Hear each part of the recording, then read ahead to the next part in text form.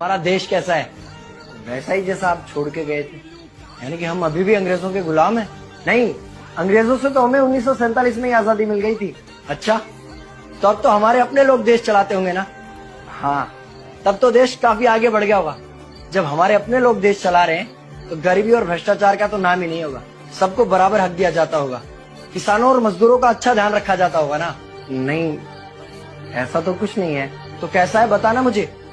कैसे हमारे अपने नेता, हमारे आजाद भारत के नेता, 100 साल हो गए मुझे गए हुए, बताना। हमारे अपने नेता वो तो अपनी जेबें भरने में लगे हुए हैं। आने वाली 7 पीढ़ियों को नहीं बल्कि 700 पीढ़ियों को ना कमा कर खाना पड़े उस चीज के इंतजाम में लगे हुए हैं। तो तुम लोग क्या कर रहे हो और हमारे देश का युवा क्या कर रहा है? हम लोग तो इंस्टाग्राम पर रील्स देखने में बिजी हैं। यानी कि हमारी कुर्बानी का देश के लोगों पर कोई असर नहीं पड़ा। देश के लोगों में कोई देशभक्ति नहीं, कोई देश प्रेम नहीं।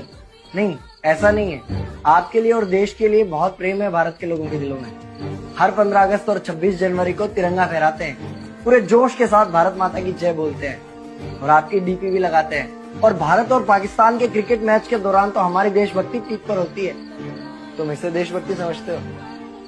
तो फिर क्या है देशभक्ति? अगर तुम्हारी देशभक्ति समाज को सुधारने में, गरीबों को अच्छी शिक्षा या बराबर का हक नहीं दिलाती तो कोई काम की नहीं है तुम्हारी देशभक्ति। भ्रष्ट नेताओं और सरकार के खिलाफ आवाज उठाओ, लोगों को एकजुट करो। लेकिन अगर हमने सरकार के खिलाफ आवाज उठाई या नेताओं से सवाल पूछे तो हमें एंटी नेशनलिस्ट कहा जाएगा या हमें गद्दार करार दे दिया जाएगा। तो डरता है। 23 साल का था मैं जब अंग्रेजों ने मुझे फांसी पर चढ़ा दिया। मुझे तो आतंकवादी कहा गया था। अगर अब नहीं जागे तो ये देश सोता रहेगा। ये सरकारें, ये नेता देश को बेच खाएंगे। इस भ्रष्ट सरकारी तंत्र से लड़ो। देश को क्रांति की जरूरत है।